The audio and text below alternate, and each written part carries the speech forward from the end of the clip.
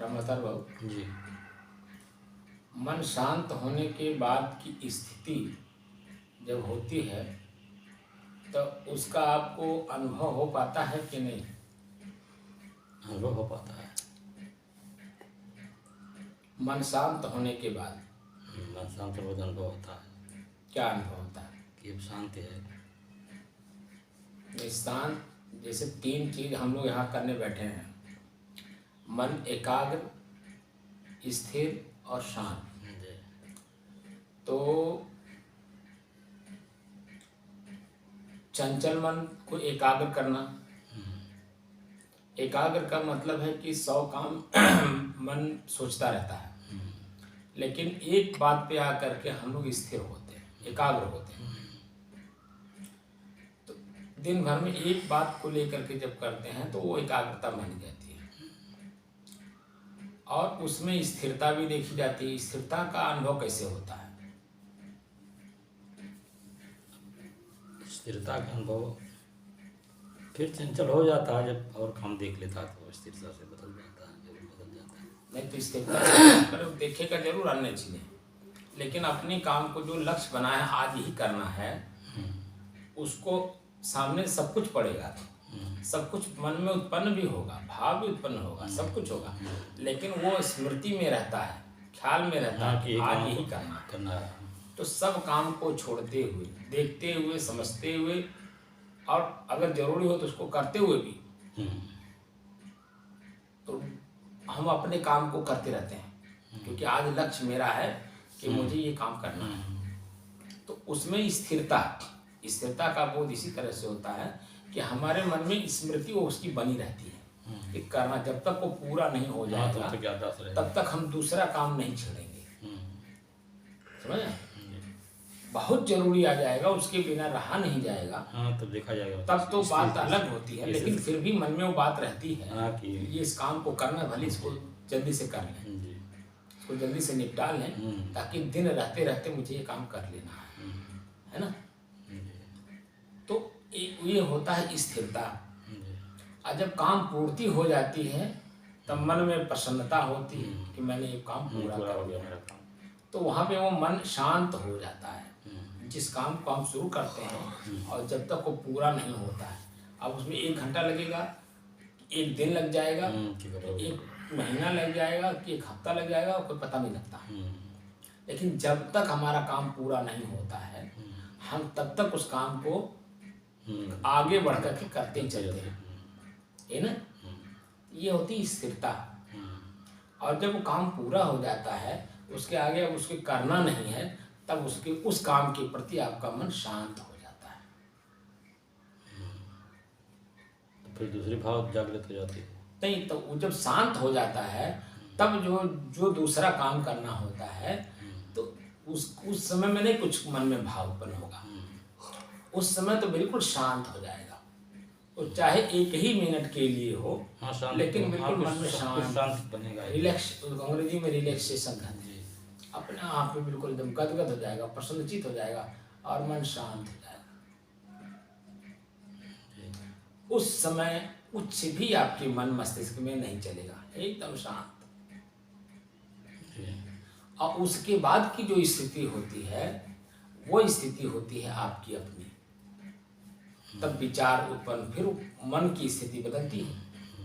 अब क्या करना है, तो काम पूरा हो गया, हाँ, अब दूसरा काम करना। तो उस काम को करने से पहले जब शांत मन रहता है तब ये होता है कि शरीर में थकान है, शरीर में और कुछ है, उसको पूरा कर लेता है। भोजन, भूख लगा है, नींद लगा है, सब पूरा करने के बाद तब दूसरे काम को उठाता है। ये स्थिति आती है। तो ऐसे करते करते जब आपका मन शांत हो जाता है तो वो आपका शांति का ढेर ही बढ़ने लगता है। तब क्या होता है आप बताओ, वास्तविक स्थिति तब समझ में आती है। तो शांत तो साहब कभी परमानेंट शांत तो कभी नहीं हो जाएगा जब तक आँख नहीं मिला। परमानेंट नहीं होगा मानते हैं, लेकिन हम चाहते तो परमानेंट है ना। तो रहने वाली चीज नहीं ना, सब नहीं, मतलब रहेगी कैसे नहीं, सब बदलाव है, सब में बदलाव तो प्रकृति में है ना, आप में तो बदलाव है नहीं। तो अपने न बदलने वाली स्थिति को जब समझ जाएंगे तो इन स्थितियों को बदलने में आपको आसानी होगी। और अपनी स्थिरता को बनाए रखने में आसानी होगी। हम लोग जो अभ्यास कर रहे हैं इन्हीं सब चीज़ों पे, तो अभ्यास हम लोग इसी पर कर रहे हैं, क्योंकि अनादिकाल से हम लोग ये सोच रहे हैं कि हाँ, अभी भी आप देखिए जितने भी लोग चाहते तो हैं मोक्ष, कहते भी मोक्ष चाहिए, शांति चाहिए, सुख चाहिए, आनंद चाहिए, चाहते हैं, लेकिन अपने चंचल मन के हाथ हैं, टिके हुए हैं। चंचल मन के हाथ जब हैं तो बाबा क्या करेंगे। तो अभ्यास जो है हम जो चाहते हैं उसके लिए भी अभ्यास करना पड़ेगा ना, अभ्यास करना, आदत में डालनी पड़ेगी, आदत बनना पड़ेगा। तो आपकी उम्र 75 साल है, अब 75 साल में आपने बहुत कुछ कर लिया, आप तो संन्यास का आपका आ गया संन्यास, सम माने बराबर, न्यास माने स्थिति, आपकी स्थिति सामान्य होनी चाहिए तब ना बात समझ में आएगा। तो अब आगे की जो स्थिति है वही मोक्ष की स्थिति है कि आप अपने मन की शांति जब समझ में आ गया तो किस कर्म को करने से मेरे मन में शांति बनी रहेगी, इस काम को करना है, उस काम को नहीं करना है जिसके काम से हमारा मन और चंचल हो, हमारे अपनी एकाग्रता, स्थिरता और शांति भंग हो, वो आपके मन में तुरंत उत्पन्न होगा। उस काम को हमें नहीं करना है, इस आगे बढ़ना है। चेंज करें।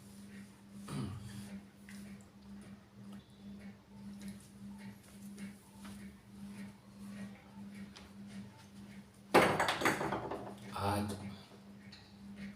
साधना का 142 दिन हो गया।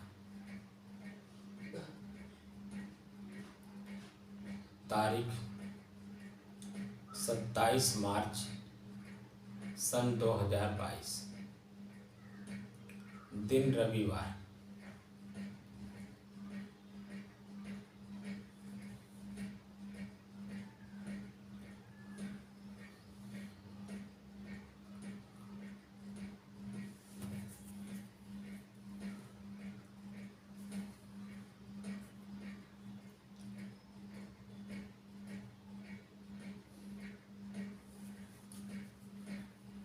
अपने स्वयं के शांति की स्थिति में जाने के लिए अपने ही चंचल मन को अपने बस में करके स्वयं में शांत होना है, इसी की विधि हम लोग सीख रहे हैं।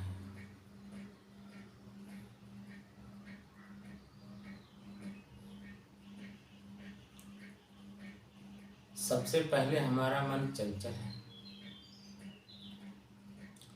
अचंचल क्यों है? क्योंकि हमारे शरीर का जो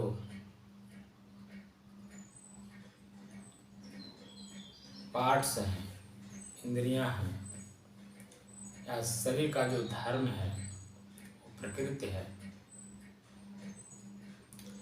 प्रकृति में क्षण क्षण परिवर्तन है। हम अपने सामने ही अपने आँख से देखते हैं परिवर्तन को, कान से सुनते हैं परिवर्तन को, जीभ से स्वाद का परिवर्तन देखते हैं, लेकिन बात समझ में नहीं आती, क्योंकि मन एकाग्र नहीं है, मन स्थिर नहीं है, और मन स्वयं में शांत होने की विधि नहीं जानता है।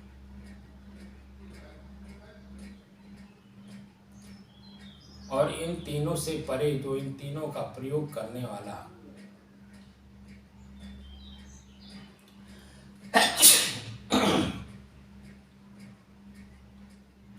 चेतन है,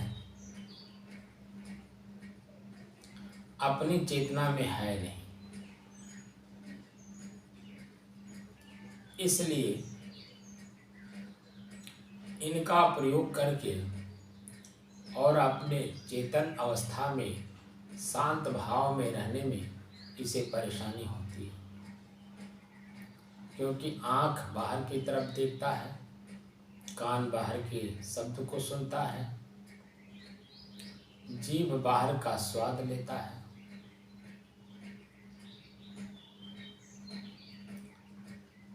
इन सब का प्रयोग करने वाला स्वयं चेतन मन की गति में बहा हुआ है, चलायमान है। इसलिए अपने स्वयं की स्थिरता का बोध इसे नहीं। शब्दों के माध्यम से धर्म ग्रंथों को पढ़ करके शब्द तो जरूर बोलता है, लेकिन उस शब्द के भाव में स्वयं रमा नहीं है, इसलिए वो शब्द भी किसी काम का नहीं। क्योंकि वो शब्द सिर्फ कोई आध्यात्मिक व्यक्ति मिलता है, वहाँ सिर्फ बोलता है वो।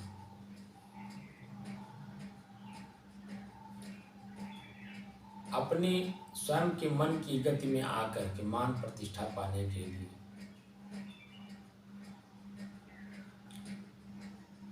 मन की गति जिस दिन स्वयं में पकड़ में आ जाएगी, मन स्वयं एकाग्र करने में, इसे स्थिर करने में और स्वयं शांत करके अपने शांत स्थिति में जाने की जो व्यवस्था है, जो जानकारी है, जो ज्ञान है, सुव्यवस्थित ढंग से जो अपने जीवन में प्रयोग करके उसका अनुभव प्राप्त कर लिया है, वही उस स्थिति को समझ सकता है।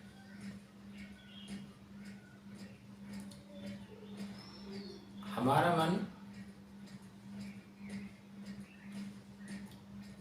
अनादिकाल का मतलब होता काल का कोई समय नहीं है। काल में समय ही होता है। कितने समय से हम पीछे से आ रहे हैं हमें पता नहीं, और आगे भी हम कहाँ तक जाएंगे कोई पता नहीं। आज वर्तमान में हम चाहते तो हैं अपनी स्थिरता का बोध, जानकारी और उसका अनुभव स्वयं करना भी चाहते हैं, लेकिन यही शरीर अपने शरीर की इंद्रियों को, अपने शरीर की इंद्रियों के कर्म को, इसके भाव को हम अभी अपने से अलग नहीं कर पाए। वही मान लेते हैं, वही मानकर काम करते हैं, जिसका परिणाम सिर्फ दुख, पीड़ा, पश्चाताप, आत्मग्लानि, इसके अलावा कुछ मिलता नहीं।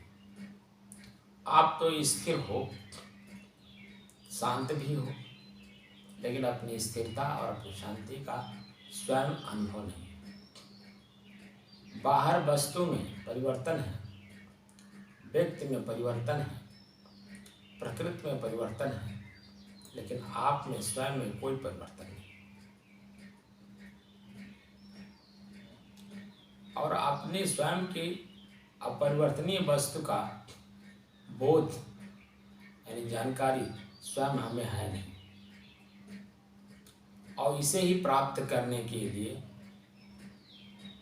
हम आध्यात्मिक क्षेत्र में जो अध्यात्म में विशेषज्ञ हैं, जिन्हें आचार्य कहा जाता है, उनके पास जाते हैं। उनका जो आवश्यकता है उसे हम पूर्ति करते हैं, उसे जानने की कोशिश करते हैं, और जो जितना ही गहराई में उनके विचारों में डूब करके प्राप्त करना चाहता है, जितना उनकी अपनी स्थिति है, वो पूरी स्थिति उसमें ट्रांसफ़र करने की कोशिश करते हैं।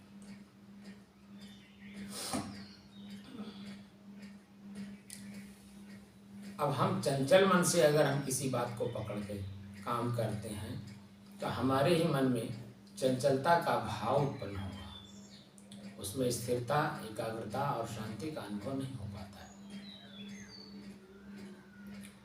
इसीलिए आचार्यों के पास, गुरुओं के पास, संतों के पास जाइए तो स्थिर मन से, स्थिर दिमाग लेकर और स्थिरता का बोध प्राप्त करिए। पुराने जमाने में जब ये स्थिति रही होगी, उस समय में आश्रमों में रख करके आचार्य लोग स्वयं उनके लक्ष्य को पहले लक्ष्य बनवाते थे शिष्यों के अंदर में, और लक्ष्य बनवा करके फिर उन्हें उस लक्ष्य पर प्रेरित करते थे चलने के लिए, और उसी तरह से शिक्षा उन्हें दी जाती थी। आज वह स्थिति नहीं है। आज हम सिर्फ पढ़ते हैं किताबों के माध्यम से, मस्तिष्क में उसे हम पढ़ करके ऑब्जर्व करते हैं, लेकिन उसकी स्थिति हम समझ नहीं पाते। सिर्फ वह शब्द जाल में उलझ करके हम दुखी के दुखी बने ही रह जाते हैं। हमने स्वयं पुरानी पद्धति को ही नए सिरे से नए टेक्निक के साथ आप लोगों के बीच में लेकर मैं आया हूँ। है पुरानी पद्धति, वर्तमान स्थिति कैसी है, हम वर्तमान की स्थिति को देखते हुए उसे नए शब्दों के साथ आप लोग जिसको समझ सको, समझकर जिसे कर सको और करके अपने आप में पुनः स्थापित हो जाओ, ऐसी विधि लेकर के मैं आया हूँ। और वह इतना सरल है, उस सरलता का उपयोग जितने ही सरल भाव में किया जाएगा, हम जो चाहते हैं वो उतने ही सरल भाव में हमें प्राप्त होगा। हमें असहज होने की कोई जरूरत नहीं, सहज भाव में चलिए, क्योंकि आप तो सहज में हैं और अपनी सहजता का स्वयं में बोध नहीं है, इसलिए असहज वस्तु में सहजता खोज रहे हैं, जो कभी संभव नहीं है, कभी कभी संभव नहीं है। इसलिए सहज भाव में स्वयं सहजता को प्राप्त करने के लिए सहज सरल मार्ग ऋषि महर्षि संत महात्मा हमें पूर्ण रूप से बता कर गए हैं। हमने उनका अभ्यास नहीं किया, वहाँ तक पहुँचने की कोशिश नहीं की, इसलिए हम आज तक अशांत बने हुए हैं। लेकिन संत गुरु की ही दया से, उनकी कृपा से, उनके भाव से हमने उसे प्राप्त किया। सहज में कैसे रहा जाए, असामान्य परिस्थितियों को हम सामान्य कैसे बनाएं, ये स्थिति ऋषि मुनि संत महात्मा ग्रंथों के माध्यम से हमें सब बता कर गए, लेकिन हमें परिस्थितियों के मामले में जानकारी न होने के कारण हमारे सामने सब कुछ उपलब्ध है, लेकिन अपनी उपलब्धता का बोध नहीं, जानकारी नहीं। हम कुछ ना करें, बस जिस भी सहज भाव में आपका शरीर जैसे जिस परिस्थिति में हो, उसी परिस्थिति में सहज भाव में हम इसका अभ्यास कर सकते हैं, जिसे ईश्वर कहते हैं। ईश्वर शब्द का प्रयोग कहीं भी किसी भी परिस्थिति में किया जा सकता है। उसमें कोई बनावट नहीं है, कोई मिलावट नहीं है, ना कोई उसमें बनावट है ना कोई मिलावट है, बिल्कुल सहज है, कुछ करना नहीं है। सुख आसन में, सुख आसन का मतलब ये होता है कि जहाँ आपका मन स्थिर हो, शांत हो और स्थिरता के साथ अपने काम को हम कर सकें। तो सुख आसन में बैठिए। वो सुख आपको कुर्सी पे मिलेगा, जमीन पे बैठ के मिलेगा, पीढ़ा पर बैठ के मिलेगा। हम लेटे लेटे हैं, हमारे शरीर की परिस्थिति असामान्य है, तो हम लेटे लेटे भी उसे कर सकते हैं सहज भाव में। बस कुछ नहीं करना है, अपने ही श्वास को अपने से अलग संवेदना और वेदना के आधार पर इसका अनुभव करना है कि मेरा श्वास कैसे चल रहा है, और श्वास के माध्यम से मुझे क्या अनुभव हो रहा है वर्तमान में, इसी का अभ्यास करना है। यह अभ्यास आपका जितना ही प्रगाढ़ होगा, जितना ही मजबूत होगा, जितना ही दूरगामी होगा, उतना ही आपका मन शांत जैसे जैसे होता जाएगा।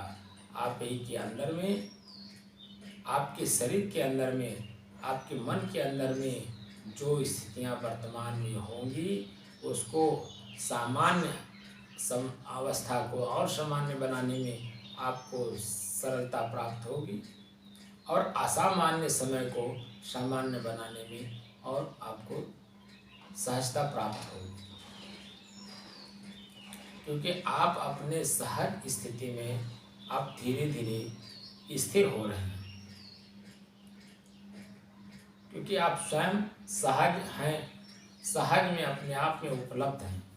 अपनी स्वयं की सहजता का ज्ञान हमें स्वयं में नहीं है, इसीलिए हम बाहर खोज रहे हैं। हमें जो लोग भी मिलते हैं, जो बताते हैं, हम सब काम करते हैं, लेकिन हम और असहज होते चले जाते हैं।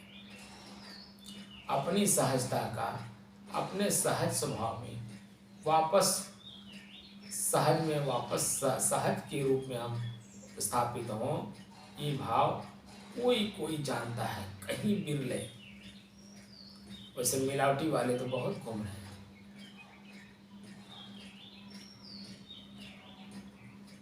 परसों मैं लखनऊ में था,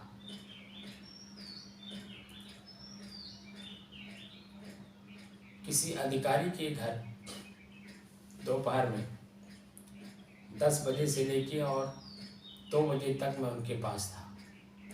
उसी बीच एक व्यक्ति 67 ईयर्स के थे, वह पहुंचे और वह बहराइच से आए हुए थे।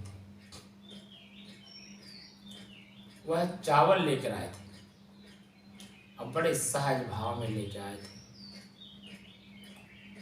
और कह रहे थे, गुरुजी चावल बने, आप इसे ग्रहण करें और देखें इसकी सहजता। तो चावल जैसे उन्होंने कहा, सब चावल का प्रयोग किया, मेरा शरीर कांप गया, क्योंकि कांपने का कारण ये था कि वर्तमान में जो हम चावल खा रहे हैं, उस चावल को खाने से मेरे शरीर में गैस तुरंत उत्पन्न हो जाता है। इसलिए मैं लगभग 7-8 साल से चावल बहुत कम खाता हूँ, इसी परिस्थिति बस मैं चावल बिल्कुल छोड़ दिया हूँ। लेकिन जब उन्होंने चावल खाने के लिए कहा, इसीलिए मेरा शरीर कांप उठा। लेकिन मैं अपने शरीर को, अपने मन को, अपनी वाणी को अपने बस में, सहज भाव में रखा। मैंने कहा इनका भी देखा जाए, मन को समझाया, इनके भाव, इनके अंदर में जो भाव है, उस भाव को देखा जाए। तो भाव जब हम प्रयोग करेंगे, तब उस भाव हमारे अंदर में उनका उत्पन्न होगा। चावल बना, हम लोग सभी लोग 5-7 लोग मिलके खाए और उस चावल को खाने से मेरे शरीर में कोई किसी प्रकार का कोई हलचल नहीं हुआ, गैस नहीं बना, कब्ज नहीं हुआ, शरीर में किसी प्रकार का कोई द्वंद्व नहीं हुआ। इस बात को मैं इसलिए जिक्र कर रहा हूँ कि वो जो चावल उन्होंने पैदा किया था, वो भारतीय पद्धति के अनुसार गाय का गोबर, गाय का मूत्र, गाय का ही उन्होंने तरह तरह के पदार्थ उत्पन्न करके खेत में डालकर उन्होंने पैदा किया था। स्वयं के परिश्रम से, वह एक वैज्ञानिक भी हैं, खेती के वैज्ञानिक, और स्वयं उन्होंने अपने पैदा करके उनके घर लेकर आए, उसको भाव में लेकर आए थे उन्हें खिलाने के लिए। तो सहज में जो चीज़ें प्राप्त होती हैं, वो सहज हम खुद जानना नहीं चाहते, करना नहीं चाहते, और हमारा मन स्थिर नहीं है, क्योंकि स्वयं में जो अनुभूति पहले से कर चुका है, उसे ही लेकर के मन मस्तिष्क आगे आगे चलता रहता है। हमने पूरी चीज़ों को एकदम एकाग्र, स्थिर और शांत कर लिया, और किसी को भी मैं अनुभव होने नहीं दिया कि मेरे मन में, मेरे शरीर में क्या हलचल हो रही है। सबको शांत कर लिया, और उनके भाव को जानने के लिए उनका चावल मैंने खाया, और शाम तक, देर रात तक मैंने उसको देखा कि किसी भी प्रकार का कोई गैस, एसिडिटी या कब्ज नहीं हुआ। तब वो बात मेरे समझ में आ गई कि जो सहज, वास्तव में सहज होता है, वो बहुत ही ताकतवर होता है, लेकिन उस सहज के ताकत को मैं समझ नहीं पाता हूँ, और मन की चंचलता में बह के अपने ही मन की गति में आकर कुछ का कुछ जो भी मन में उत्पन्न होता है, शब्द के माध्यम से हम उसे बोल बैठते हैं। तो सामने वाले के सहज भाव को हम और असहज स्वयं कर देते हैं, क्योंकि हम स्वयं असहज, अपने मन के द्वारा असहज हैं, और मन जो कुछ कहता है तुरंत उसे हम मान लेते हैं, अमान करके बोल बैठते हैं, कर बैठते हैं। इसका परिणाम आपका मन स्वयं में असहज हो जाता है। हमारी सहज स्थिति और असहज हो जाती है। तो जो हम अपने ही श्वास को अपने से अलग वेदना संवेदना के आधार पर देखने का जो अभ्यास कर रहे हैं, तो श्वास को देखते देखते मन की गति देखने के लिए उत्प्रेरित होते हैं। अपने मन की गति समझ में आती है कि हमारा मन कितना वेगवान है, कितना चलायमान है, कितना चंचल है। तो श्वास का अभ्यास करेंगे तो श्वास के माध्यम से मन पकड़ में आता है। मन को पकड़ने का एक माध्यम है श्वास। पहले श्वास की गति को जानिए, उसमें वेदना संवेदना देखिए। श्वास के माध्यम से जो हवा हम अंदर ले रहे हैं, उसमें शीतलता है, गर्मी है, ठंडी है, सुगंधी है कि दुर्गंधी है कि सामान्य है।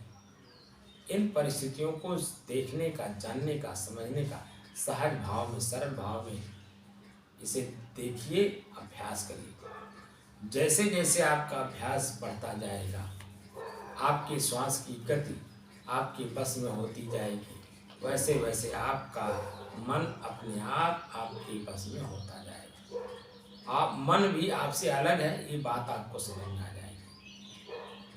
अभी तो मैं स्वयं में मन को ही मैं मानता हूँ। अभी तक हम लोगों ने यही अनुभव किया, मैं ही मैं हूँ और कुछ आगे है ही नहीं।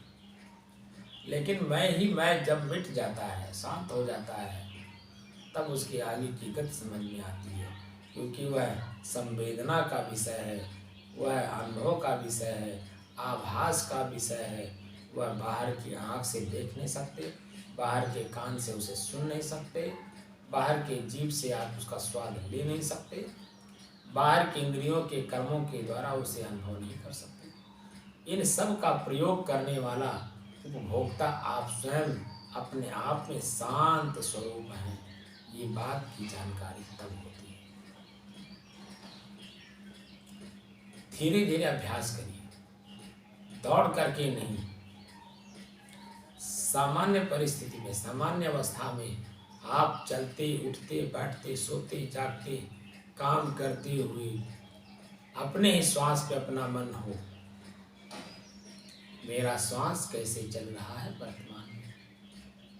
हम रास्ता चल रहे हैं, तो रास्ता चलते समय हम अपने श्वास पर जब ध्यान देंगे तो हमारे रास्ता चलने की गति में परिवर्तन आएगा। क्योंकि जब हम चलते हैं तो चलते समय हमारी चाल के अनुसार हमारा श्वास स्वयं में तेज, मध्यम और धीमी गति से होती है। ये बात हमें समझ में आएगी कि हमारे चाल के कारण, चलने के कारण हमारा श्वास तेज, मध्यम और शांत है। आपको इस स्थिति का पता चलेगा आपके ही क्रिया में बदलाव आएगा। आपके इस मन पे और शरीर पे कोई बुरा असर नहीं पड़ेगा, कोई रोग नहीं होगा, कोई दुख और पीड़ा नहीं उत्पन्न होगी, बिल्कुल सामान्य स्थिति होगी। काम करते समय किसी भी काम को करिए तो काम को करते समय करते हुए श्वास पर ध्यान रखिए। मन को केंद्रित रखिए अपने ही श्वास पर। श्वास जैसे ही आपके मन मस्तिष्क को जानकारी में आता है वैसे ही अपने आप सामान्य होने लगता है, क्योंकि मन की गति इस पर है। श्वास पर मन की गति जब चलती है तो श्वास की गति और मन की गति दोनों एक होती है, तो तीसरा अनुभव स्वयं में होता है आनंद की अनुभूति। गुदगुदी ही आनंद की अनुभूति है। मैंने आप लोगों को बताया भी था, जब हम श्वास को एकदम शांत भाव से श्वास को देखते हैं तो श्वास लेते समय आप देखेंगे कि आपके ही नाक के बाहरी हिस्से पर और भीतरी हिस्से पर एक गुदगुदी सी अनुभूति होती है। बिल्कुल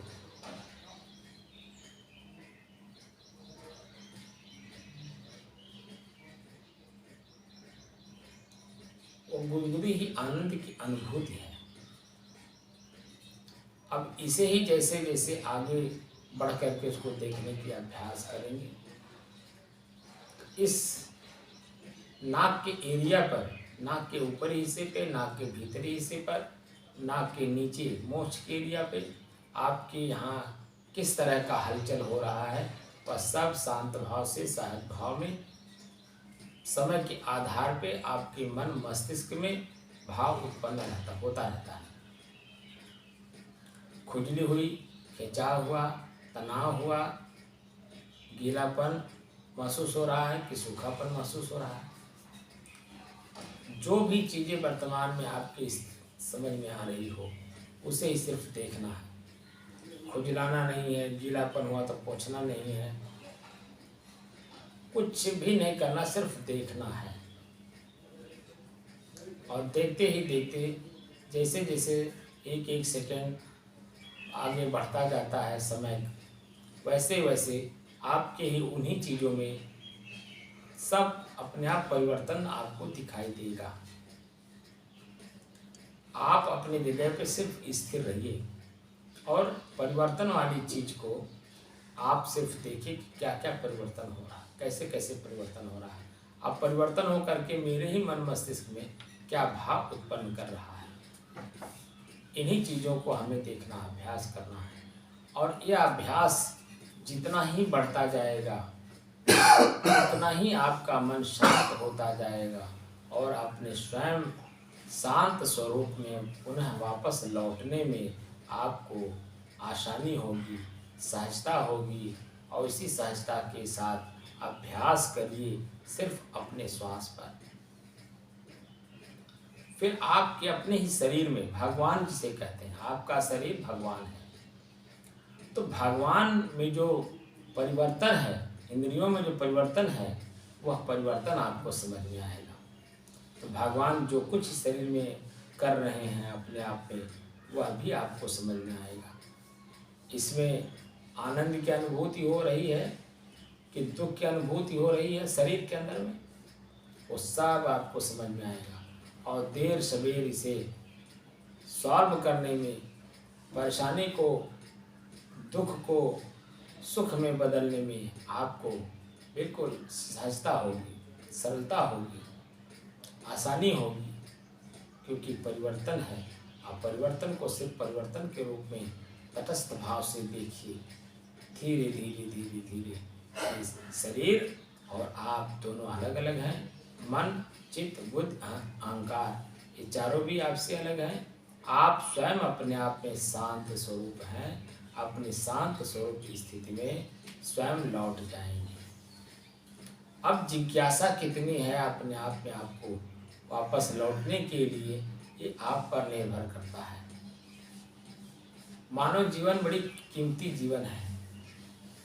इसकी कीमत बाहरी धन से नहीं आंकी जा सकती है। इसकी कीमत स्वयं के अनुभव से आंकी जा सकती है कि हमारा ये समय एक एक मिनट जा रहा है, ये कितना कीमती है। बाहर के धन में दुख और पीड़ा है, भीतर के धन में सुख और आनंद है। अब आप क्या चाहते हैं ये आप पर निर्भर करता है, और आप पर निर्भर जो करता है, जो जिसको आप प्रेरणा देंगे, जिस कर्म को आप करना चाहेंगे, उस कर्म के परिणाम को भोगने में भी आपको ही आसानी होती है, दुख के रूप में और सुख के रूप में। व्याकुलता आपकी बढ़नी चाहिए। क्या चीज़ आप प्राप्त करना चाहते हैं? सुख, आनंद, शांति, मोक्ष क्या चाहते हैं, या दुख या पीड़ा? संत गुरु आपको सुख और आनंद की ओर ले जाना चाहते हैं। अगर आप इसे प्राप्त करना चाहते हैं तो संत गुरु की बात को मानिए और उनके बताए हुए मार्ग पर धीरे धीरे चलिए। दौड़ के नहीं चलना है, धीरे धीरे चलना है, सहज भाव में चलना है, ताकि वो चीज़ें हमें सहज भाव में प्राप्त हो सके। जो मैं स्वयं चाहता हूँ, जो स्वयं में मैं हूँ, स्वयं में मैं शांत स्वभाव में हूँ, ये अपनी शांत स्वभाव की स्थिति में लौटना है। लेकिन इसे अशांत बनाने में हमारा शरीर, हमारे शरीर की इंद्रियाँ, हमारा मन, हमारा चित्त, हमारा बुद्धि, हमारा कर्म हमें स्वयं में शांत रहने नहीं देता है। इसलिए इनको भी धीरे धीरे पकड़ना है, क्योंकि ये आपके साथ 24 घंटा रहते हैं, और ये कब कहाँ किस रूप में आपको भटका करके दुख और पीड़ा में डाल देंगे, आपको स्वयं पता नहीं चलता है। इसलिए अपनी सहजता को स्वयं बनाने में, स्वयं अपने शांति स्थिति में लौटने में आपकी अपनी भूमिका महत्वपूर्ण है। कितना आप सहज में रहना चाहते हैं, सहज को सहज आप कितना बनाना चाहते हैं, यह आप पर निर्भर करता है। और अपनी सहजता को प्राप्त करने के लिए मेरे इस साधना में आप आइए। धीरे धीरे अपनी सहजता को सहज रूप में प्राप्त करिए। यही मेरी शुभकामना है, और शुभकामना के साथ आप सभी लोगों से मैं चाहता हूँ, जो भी आध्यात्मिक व्यक्ति हैं, अध्यात्म में ओतप्रोत होना चाहते हैं, यानी अपने आप को जो प्राप्त करना चाहते हैं, वही आध्यात्मिक व्यक्ति हो सकता है। स्वयं को, अपने आप को जानना जो चाहता है, वही आध्यात्मिक व्यक्ति हो सकता है। बाहर की वस्तु प्राप्त करने के लिए नहीं, बाहर का स्थान, बाहर की जमीन, बाहर का धन प्राप्त करने के लिए नहीं, बल्कि आप अपने को, स्वयं को जानने के लिए अध्यात्म में मुड़िए कि मैं कौन हूँ। इस प्रश्न को मेरे सानिध्य में आप सॉल्व करिए। धीरे धीरे धीरे धीरे अभ्यास करिए और स्वयं को जान लीजिए। मेरी यही शुभकामना है आप सभी लोगों के साथ। साहिब